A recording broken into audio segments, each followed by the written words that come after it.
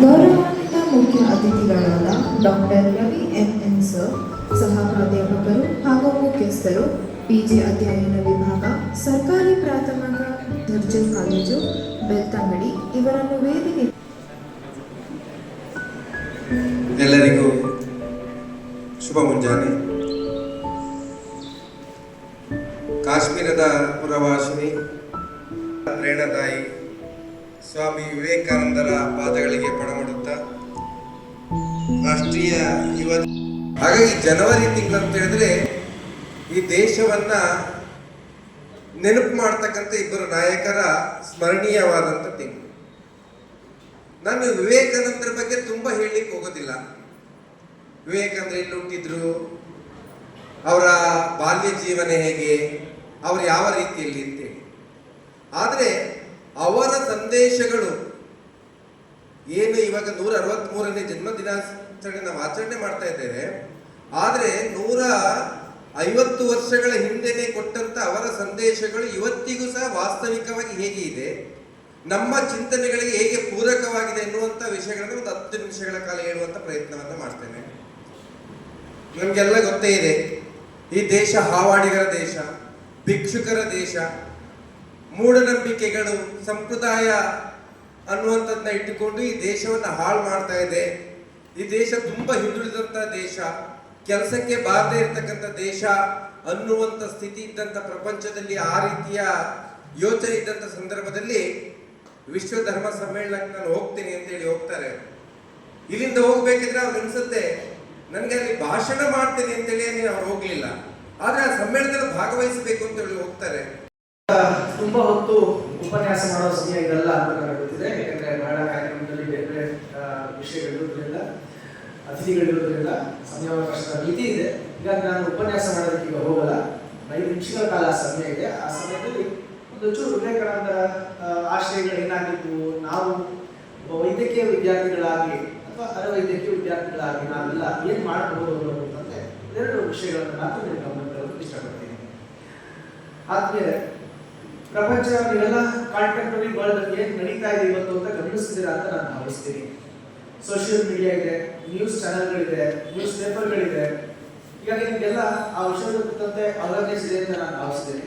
ಪ್ರಪಂಚ ಹಿಂದೆಂದಿಗಿಂತಲೂ ಭಯಾನಕ ಸ್ಥಿತಿಯಲ್ಲಿ ಇವತ್ತು ಇದೆ. ಎರಡನೇ ಮಹಾಯುದ್ಧದ ನಂತರ ಅನೇಕ ಸಲ ದೇಶ ಪ್ರಪಂಚ ಇಂಥ ಸ್ಥಿತಿಗೆ ಹೋಗಿದ್ರು ಸಹ ಆ ಥರದ ವಾತಾವರಣ ಮತ್ತೆ ನಿರ್ಮಾಣ ಆಗಲಿಲ್ಲ. ಆದರೆ ಇತ್ತೀಚಿನ ದಿನಗಳಲ್ಲಿ ನಡೀತಾ ಇರ್ತಕ್ಕಂಥ ಜಿಯೋ ಪಾಲಿಟಿಕ್ಸ್ ಅಲ್ಲಿ ಪ್ರಪಂಚ ವಿನಾಶದಂಚಿಗೆ ಬಂದು ಕೂತಿದೆಯೇನೋ ಅನ್ನೋ ಮಟ್ಟಿಗೆ ಭಯವನ್ನು ಹುಟ್ಟಾಗ್ತಾ ಇದೆ.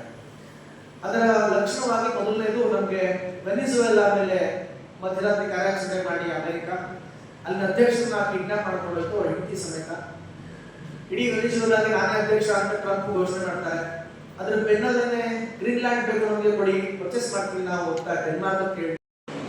ಈ ವಿಚಾರದ ಬಗ್ಗೆ ತುಂಬ ಒಳ್ಳೆಯ ಚರ್ಚೆ ಆಗಿದೆ, ಒಳ್ಳೆಯ ವಿಷಯಗಳು ತಾವು ತಿಳ್ಕೊಂಡಿದ್ದೀವಿ. ಇವತ್ತೊಂದು ಖುಷಿ ಕೊಡುವಂಥ ಸಂಗತಿ ಏನಂತಂದ್ರೆ ನಮ್ಮ ಸುಮಾರು ಕಾರ್ಯಕ್ರಮಗಳನ್ನು ನಾವು ಇಂಗ್ಲೀಷಲ್ಲಿ ಮಾಡ್ತಾ ಇದ್ದೀವಿ. ಈ ಸಾರಿ ಕರೆದಾಗ ಕನ್ನಡದಲ್ಲಿ ಯಾಕೆ ಮಾಡಬಾರ್ದು ಅಂತ ಕೇಳಿದಾಗ ತುಂಬ ಅವರು ಹೆಸಿಟೇಟ್ ಮಾಡ್ತಾ ಇದ್ರು. ಹೌದು, ಈಗ ಎಲ್ಲ ಕಡೆ ಇಂಗ್ಲೀಷ್ ಇದೆ, ಎಲ್ಲರ ಬದಲು ಇರ್ಲಿಕ್ಕೆ ಆಗ್ತಾ ಇಲ್ಲ, ಒಪ್ಕೋಬಹುದು. ಆದರೆ ನಮ್ಮ ಭಾಷೆ ಮನದಾಳದಿಂದ ಬರುವಂಥ ಭಾಷೆ ಬಂದಾಗ ಮಾತ್ರ ಅದು ಮನ ಮುಟ್ಟುತ್ತೆ, ಹೃದಯ ಮುಟ್ಟುತ್ತೆ. ಈ ರಾಷ್ಟ್ರೀಯ ಯುವ ದಿನಾಚರಣೆ ನೀವೆಲ್ಲರೂ ನೋಡಿರ್ತೀರಿ, ಎಲ್ಲ ನ್ಯೂಸ್ ಪೇಪರ್ಗಳಾಗಲಿ ನೋಡಿರ್ತೀರ. ಸ್ವಾಮಿ ವಿವೇಕಾನಂದರ ಬಗ್ಗೆ, ಅವರ ಭಾಷಣಗಳ ಬಗ್ಗೆ, ಅವರು ನೀಡಿರುವಂಥ ಕೊಡುಗೆಗಳ ಬಗ್ಗೆ, ಆ ಚಿಕ್ಕ ವಯಸ್ಸಿನಲ್ಲಿ ದೇಶದ ಒಂದು ಸ್ಥಾನ ಕೊಟ್ಟಿರುವಂಥ ಬಗ್ಗೆ. ಅದುವರೆಗೂ ಅಮೆರಿಕ ದೇಶ ಹೋಗಿದ್ರೆ ಗೊತ್ತಿಲ್ಲ, ಆದರೆ ಅವರು ಹೋದ ನಂತರ ಭಾರತದ ಹಿರಿಮೆ ಗರಿಮೆ ಹೇಗಾಯಿತು ಅಂತ ನಿಮಗೆ ಕೇಳಿರ್ತೀರ. ಹೆಚ್ಚಿಗೆ ಓದಿರ್ಲಿಕ್ಕಿಲ್ಲ, ಯಾಕೆಂದರೆ ಓದಿ ಕಡಿಮೆ ಆಗಿದೆ. ಬರ್ತಾ ಬರ್ತಾ ಓದು ಕಡಿಮೆ ಆಗಿದೆ, ಯಾಕೆಂದರೆ ಬೇರೆ ಬೇರೆ ಕೆಲಸಗಳು ಜಾಸ್ತಿ ಆಗಿದೆ ಅಲ್ವಾ. ನಮ್ಮ ಕಾರ್ಯದರ್ಶಿಗಳು ಸೆಕ್ರೆಟರಿ ಸರ್ ಹೇಳ್ತಾ ಇದ್ರು, ವಾಟ್ಸಪ್ ಇದೆ, ಫೇಸ್ಬುಕ್ ಇದೆ, ಸುಮಾರು ಇನ್ನೂ ಬೇಕಾದಷ್ಟು ನಮಗೆ ಗೊತ್ತಿಲ್ಲ ಅಷ್ಟೇ. ಅದು ನಾವು ಅದರಲ್ಲಿ ಇರಬೇಕಾಗುತ್ತೆ. ನಾವು ಕಂಪ್ಲೀಟ್ ಡಿಫ್ರೆಂಟ್ ಆಗಿರ್ಲಿಕ್ಕೆ ಸಾಧ್ಯ ಇಲ್ಲ. ಅದರ ಜೊತೆಗೇನೆ ನಾವೇನು ಮಾಡಬೇಕಾಗುತ್ತೆ, ನಮ್ಮ ವಿಷಯಗಳ ಬಗ್ಗೆ ಓದ್ತಾ, ನಮ್ಮ ಸಬ್ಜೆಕ್ಟ್ ಬಗ್ಗೆ ಓದ್ತಾ, ದೇಶಕ್ಕೋಸ್ಕರ ಸ್ವಲ್ಪ ಕೆಲಸ ಮಾಡ್ತಾ ಮುಂದುವರಿಯಬೇಕಾಗುತ್ತೆ. ಈ ನ್ಯಾಷನಲ್ ಯೂತ್ ಡೇನ ಸುಮಾರು ವರ್ಷಗಳನ್ನು ನಾವು ಮಾಡ್ಕೊಂಡು ಬರ್ತಾ ಇದ್ದೀವಿ. Sharada Vilas college of pharmacy ಕಳೆದ 17 ವರ್ಷಗಳಿಂದ ಮಾಡ್ಕೊಂಡು ಬರ್ತಾ ಇದ್ದೀವಿ. ಈ ಕಾರ್ಯಕ್ರಮದಲ್ಲಿ ರಾಮಕೃಷ್ಣ ಆಶ್ರಮದ ಹಲವಾರು ಸ್ವಾಮೀಜಿಗಳು ಬಂದೋಗಿದ್ದಾರೆ. ಇದೇ ವೇದಿಕೆಯಲ್ಲಿ ನಿತ್ಯಚಂದ್ರ ಸ್ವಾಮೀಜಿಗಳು, ಮುಕ್ತಾನಂದ ಸ್ವಾಮೀಜಿಗಳು, ನಂತರ ಸುಮಾರು ಎಲ್ಲರೂ ಹಿರಿಯರೆಲ್ಲ ಬಂದೋಗಿದ್ದಾರೆ, ಮಾತಾಡಿದ್ದಾರೆ. ಜೊತೆಗೆ ಈ ನಮ್ಮ ಫಾರ್ಮ್ ಡಿ ಕಾರ್ಯಕ್ರಮವನ್ನು ಉದ್ಘಾಟಿಸಿದ್ದೇ APJ ಅಬ್ದುಲ್ ಕಲಾಂ ಅವರು 2013ರಲ್ಲಿ. ನಾನು ಇದೆಲ್ಲ ಯಾಕೆ ಹೇಳ್ತಾ ಇದ್ದೀನಿ ಅಂತಂದರೆ, ನನಗೆ ಸುಮಾರು ಜನ ವಿದ್ಯಾರ್ಥಿಗಳಿಗೆ ಅನಿಸುತ್ತೆ, ಸೀನಿಯರ್ಸ್ಗೆಲ್ಲ ಗೊತ್ತಿದೆ, second third year fourth year ನೋಡ್ತಾನೆ ಇದ್ದಾರೆ ಏನೇನು ಕಾರ್ಯಕ್ರಮಗಳು ನಾವು ಮಾಡ್ತೇವೆ ಅಂತ. ಇದು ತುಂಬ ಪ್ರಮುಖ ಆಗುತ್ತೆ, ಇಂಪಾರ್ಟೆಂಟ್ ಆಗುತ್ತೆ. ಯಾಕೆ ಅಂತಂದರೆ ಓದಿ ಎಲ್ಲರೂ ಓದ್ತಾರೆ ಅಲ್ವಾ. ಒಂದು ಕೋರ್ಸ್ ಸೇರಿದ ನಂತರ ಡಿಪ್ಲೊಮಾ ಓದಿ, B.Pharm ಅಥವಾ ಫಾರ್ಮ್ ಡಿ ಓದಿದ ನಂತರ ಸಬ್ಜೆಕ್ಟ್ ಓದಲೇಬೇಕು. ಎಷ್ಟು ಓದಬೇಕು, ಎಷ್ಟು ಓದಬಾರ್ದು ನಿಮಗೆ ಬಿಟ್ಟಿದ್ದು ಅಲ್ವಾ. ಹೆಚ್ಚಿಗೆ ಓದಿದರೆ, ಅರ್ಥ ಆದರೆ, ಸರಿಯಾಗಿ ಪರೀಕ್ಷೆ ಬರೆದ್ರೆ ಮಾರ್ಕ್ಸ್ ಚೆನ್ನಾಗಿ ಬರುತ್ತೆ, ಒಳ್ಳೆ ಕೆಲಸ ಸಿಗುತ್ತೆ. ಕಡಿಮೆ ಬರೆದ್ರೆ ಒಳ್ಳೆ ಟ್ಯಾಲೆಂಟ್ ಇದ್ರೂ ಕೂಡ ಒಳ್ಳೆ ಕೆಲಸ ಸಿಗುತ್ತೆ. ಮನುಷ್ಯ ಹುಟ್ಟಿದ ನಂತರ ಸತ್ತ ಅಂತ ಆಗಬಾರ್ದು. ನಮಸ್ಕಾರ.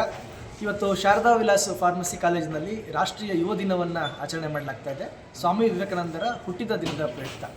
ಇವತ್ತಿಗೆ ಹಿಂದೆಂದಿಗಿಂತಲೂ ಸ್ವಾಮಿ ವಿವೇಕಾನಂದರ ಆದರ್ಶಗಳು, ಅವರ ಬೋಧನೆಗಳು ವಿದ್ಯಾರ್ಥಿಗಳಿಗೆ ತುಂಬ ಅವಶ್ಯಕವಾಗಿದೆ. ಇತ್ತೀಚಿನ ದಿನಗಳಲ್ಲಿ ನಡೀತಿರ್ತಕ್ಕಂಥ ಅನೇಕ ಬೆಳವಣಿಗೆಗಳು, ವಿದ್ಯಾಭ್ಯಾಸದ ಸಂದರ್ಭದಲ್ಲಿ ಆಗ್ತಿರ್ತಕ್ಕಂಥ ಮಾನಸಿಕ ಒತ್ತಡದಿಂದ ಹಿಡಿದು ಬೇರೆ ಬೇರೆ ರೀತಿಯ ಸಮಸ್ಯೆಗಳು, ಮಾದಕ ವಸ್ತು ವ್ಯಸನ, ಈ ರೀತಿಯ ಅನೇಕ ಸಮಸ್ಯೆಗಳು ಈ ಮೈಸೂರಿನಲ್ಲಿ ಇರ್ತಕ್ಕಂಥ ಸಂದರ್ಭದಲ್ಲಿ ವಿದ್ಯಾರ್ಥಿಗಳಿಗೆ ಒಂದು ಸರಿಯಾದಂಥ ಮಾರ್ಗದರ್ಶನವನ್ನು ನೀಡೋ ನಿಟ್ಟಿನಲ್ಲಿ ವಿವೇಕಾನಂದರ ಚಿಂತನೆ ಮಹತ್ವದ ಪಾತ್ರವನ್ನು ವಹಿಸುತ್ತೆ. ಈ ನಿಟ್ಟಿನಲ್ಲಿ ಶಾರದಾ ವಿಲಾಸ್ ಕಾಲೇಜಿನಲ್ಲಿ ಈ ಕಾರ್ಯಕ್ರಮ ಆಯೋಜನೆ ಮಾಡಿರೋದು ತುಂಬ ಸಂತೋಷದ ಸಂಗತಿ. ವಿದ್ಯಾರ್ಥಿಗಳು ಬಹಳ ಶ್ರದ್ಧೆಯಿಂದ ವಿವೇಕಾನಂದರ ಜೀವನವನ್ನು, ಅವರ ವಿಚಾರಗಳನ್ನು ಕೇಳಿಸ್ಕೊಂಡಿದ್ದಾರೆ. ಅವ್ರ ಬಗ್ಗೆ ಅಧ್ಯಯನ ಮಾಡ್ತೀವಿ ಅಂಥೇಳಿ ಮಕ್ಕಳು ಮಾತು ಕೊಟ್ಟಿದ್ದಾರೆ. ಹೀಗಾಗಿ ಮುಂದಿನ ದಿನಗಳಲ್ಲಿ ವಿವೇಕಾನಂದರ ಚಿಂತನೆಯಿಂದ ವಿದ್ಯಾರ್ಥಿಗಳು ತಮ್ಮ ವ್ಯಕ್ತಿತ್ವವನ್ನು ರೂಪಿಸ್ಕೊಳ್ಳೋದಷ್ಟೇ ಅಲ್ಲದೆ ದೇಶದ ಬದಲಾವಣೆಗೂ ಕೂಡ ಕಾರಣ ಆಗ್ತಾರೆ, ದೇಶದ ಭವಿಷ್ಯಕ್ಕೂ ಕೂಡ ಅವರು ಬೆಳಕಾಗ್ತಾರೆ ಅಂತ ಭಾವಿಸ್ತಾ ಎಲ್ರಿಗೂ ನಮಸ್ಕಾರ.